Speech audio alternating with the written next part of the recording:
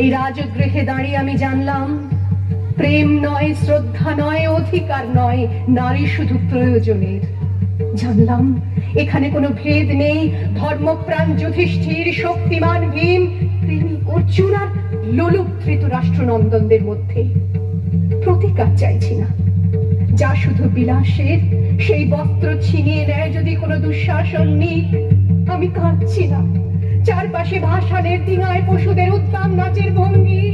আমি দেখছি না, চারপাশে ক্লিবেদের অক্ষম বিলাপ। আমি শুনছি না। ধনুৎপান নেই, আমি ফিরিয়ে আনছি আমার জন্মের স্মৃতি, যজ্ঞের আগুন।